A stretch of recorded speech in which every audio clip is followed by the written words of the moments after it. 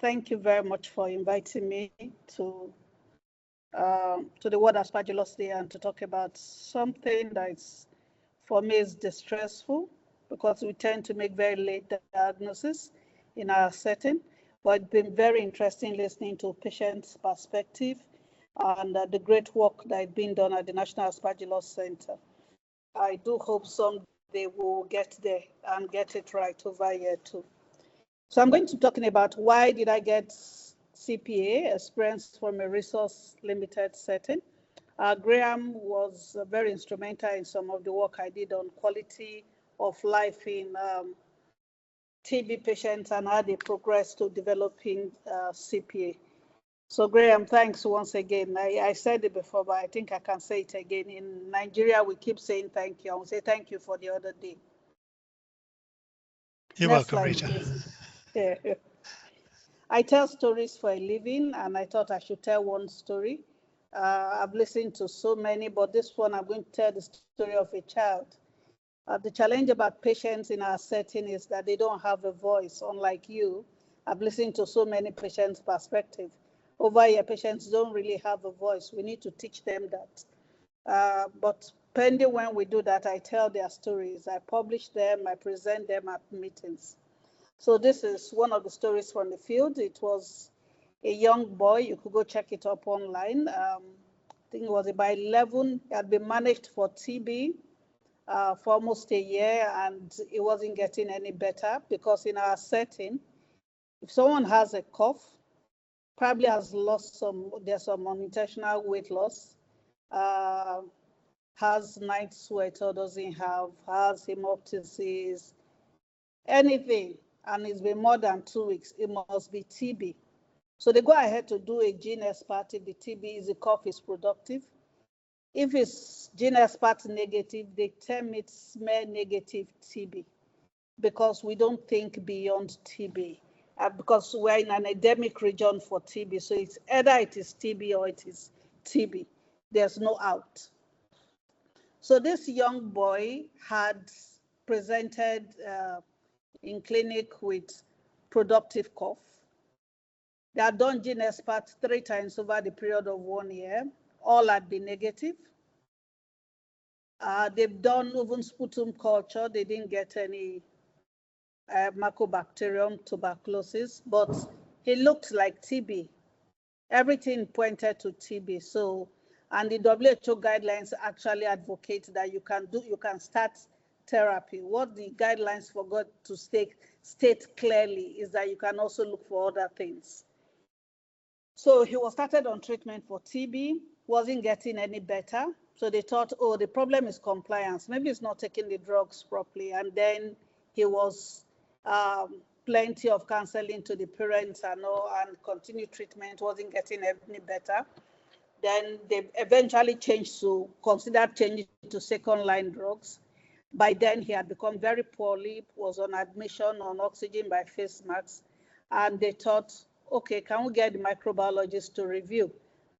Finally, so we got there and we looked at this chart. Everything, yes, the chest radiograph looked like TB. And I said there are a number of other things that can be TB. In fact, top of my list was histoplasmosis because we have very little in literature about children with CPA. So we went ahead to do histoplasma antigen tests because we have research ongoing that had this on ground. And it was negative, and then we did the galactomannan and we did Aspergillosis IgG, just as a routine to tick all the boxes because we had them available from an ongoing research. Interestingly enough, Aspergillosis IgG levels were very high, was sputum cultures also yielded Aspergillosis, and it was started on itraconazole. Within 2 weeks, he was off oxygen by face masks and he was able to go home. As I speak to you, he's alive and is in care.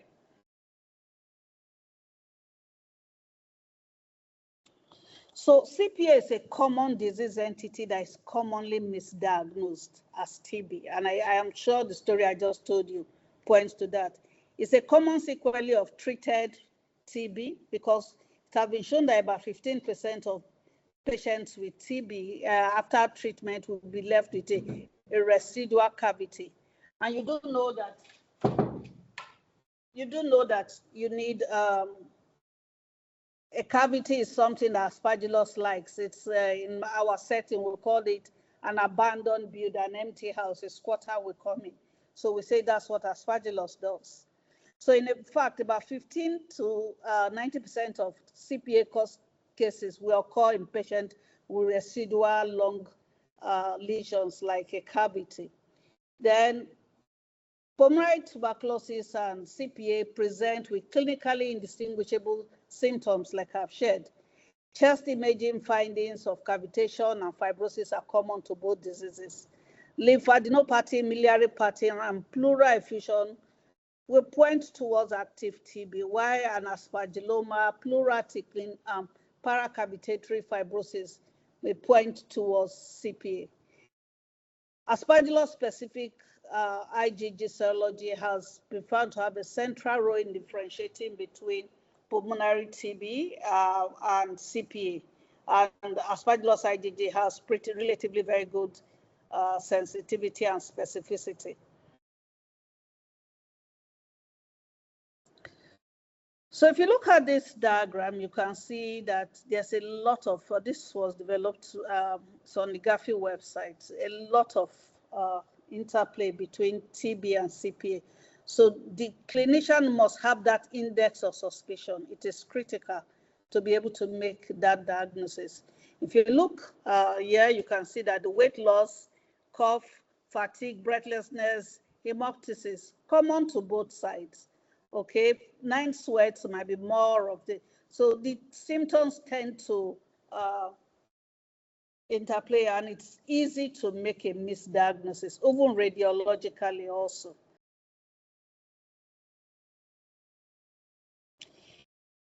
Gafi has been doing a lot of advocacy. I've heard David Dennis' name mentioned again and again, and I keep telling people that in Africa, David Dennis for us is a hero. It's our own Superman. So Gafi has done a lot of work in pushing to have these diagnostics, because we have identified diagnostics as a major gap, pushing diagnostics into the essential diagnostic list. So right now, by 2020, we have Aspergillus IgG and the Aspergillus galactomannan test as part of the essential diagnostic list. But having it as a policy document and the reality on the ground, unfortunately, are two stark extremes. This essential drug list is a start, but we then need to even push further to make sure that it's available in country.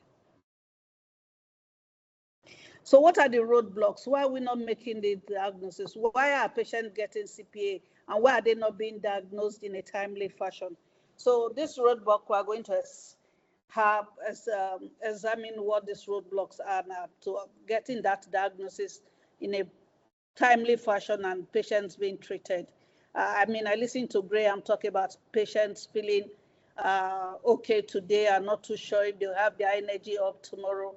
And I'm distressed because I'm wondering how many of our patients are out there suffering it without the support system of an efficient health delivery system. I'm wondering how many are dying needlessly at home. So if in 2020, I believe 2021, Isham, alongside with, had done this survey, and then Gafi also did this survey looking at diagnostic capacity on the African continent, and just looking at fungal culture to see if we can even culture Aspergillus. We will not talk about whether it's high volume culture, high volume sputum cultures, or just routine sputum culture. So if you look at it, you can see that for frequency of fungal cultures, for over in the public sector, it's just about 46%. Okay, while 27% is available in the private sector. When you look at the map, you can see, oh yes, they do cultures, but how are these cultures being done? When I was at Manchester there at National Aspergillus Center, there was a lot of emphasis there on having high volume sputum cultures. And then they had moved over to doing PCR. PCR is not even available on routine basis on the African continent, maybe in a couple of, maybe just South Africa, if they have, but I doubt that either. So it's not, and then when you then look at, even then, Aspergillosis IgG, when we did this same survey, we found that there were only about 2 places in Africa where that test was being routinely done. That's clinically routinely being done. The rest was on research basis.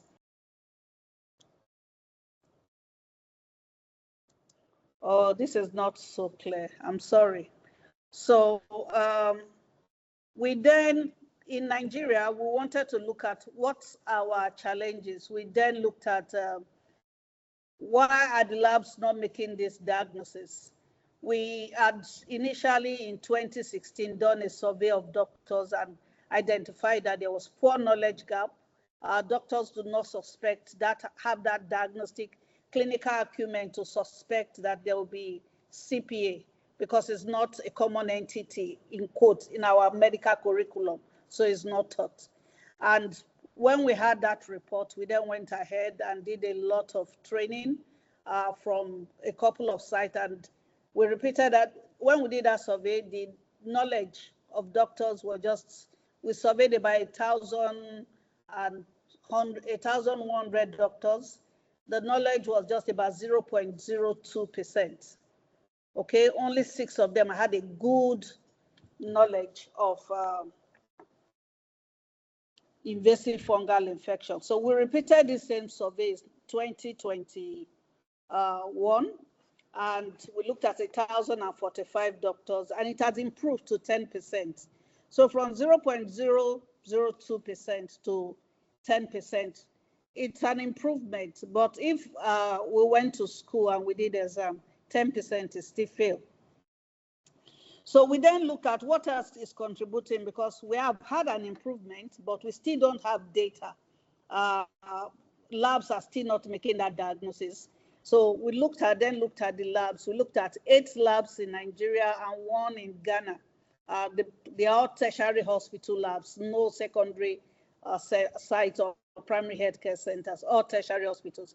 And if you look at this table 2 to the upper left region, you will see that looking at number of fungal cultures done, you can see numbers are very poor. This is annual, okay? The numbers are really, really poor. And then when you look at what they are culture removal, it was poor. But what then happened was when we then went ahead to do trainings, and then we supported the labs with diagnostics. We got Aspergillosis IgG, we taught them about high volume cultures, how samples should be processed, both superficial and deep.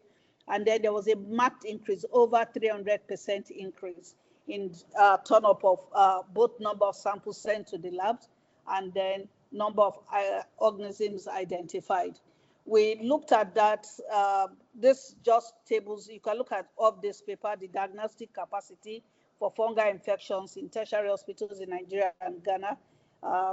You can see there's marked improvement. You look at all the data we looked at on the upper right side of the slide, you see everything was statistically significant.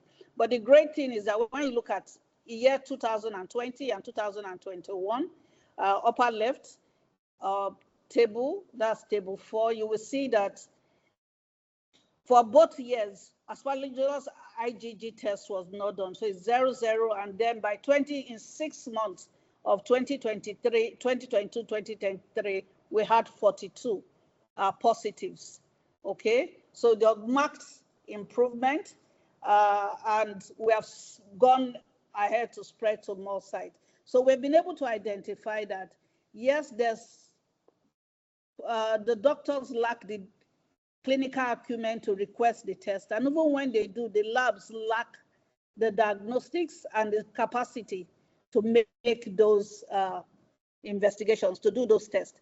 So we built capacity both with doctors, did trainings for doctors, and then did trainings in the lab for lab scientists, hands-on, and that's what produced this result. So we said was the impact of training. Next slide, please. I'll show that briefly now. So impact of building capacity, we identified the gaps and then we put in interventions to address those gaps. So we looked at, we trained both lab scientists and doctors, and we assessed the impact of that training for the doctors, looking at using a pre and post test, and you can see the improvement. But what is glaring here also is that though there's improvement both in general overview, that's overview of chronic pulmonary aspergillosis in diagnosis and treatment, is that the doctors had knowledge. There was some knowledge because we've done lots of trainings before then. So the challenge is really with diagnostics. When you then look at this table 5, you will see that we had those marked improvements that are statistically significant by just providing the diagnostics alone. Just diagnostics alone, and then we had 42 cases. Even with cultures, we had, if you see, number of positive Aspergillus species cultured from invasive samples was all the way to 12. Okay, and this is a 6-month period post the intervention of building capacity and providing diagnostics. So it is glaring that we do need diagnostics on ground to make this. And we're just sticking to Aspergillus IgG and cultures. You can imagine if we had access to PCRO and patients could afford it, because in our setting, patients pay from pocket for this care. And a lot of times you can imagine they would have been managed for TB again and again, and TB on its own, they end up not working, wasted. Their caregivers have to stay with them and take care of them. That also further brings down the family's income. So they don't have the funds to provide this. So this, it's a funded surveillance, and that's why we are doing this test for them, and we are getting these results.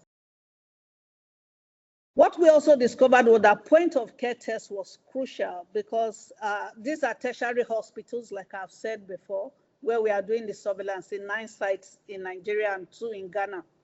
So we discovered that one of the things is that some labs do not have capacity. They don't even have a fungal bench, talk less of a lab for dedicated lab space for mycology.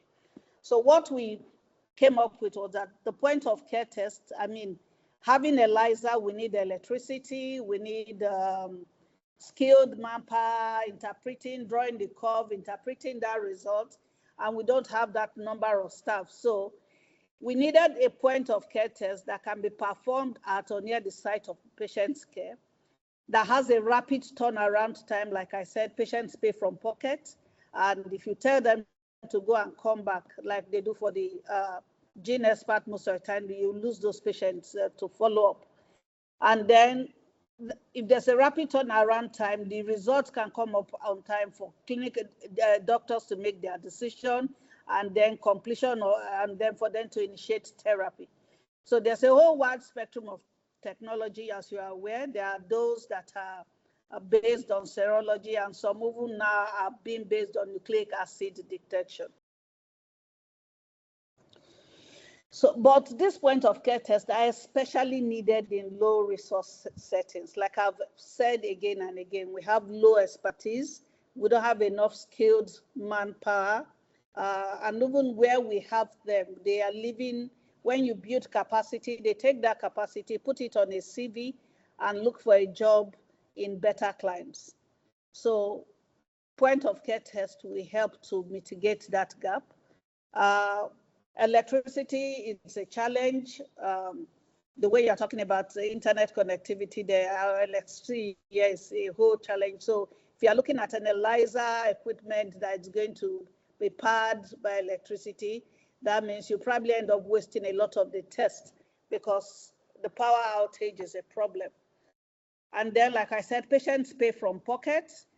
We have no health insurance system covering things like this.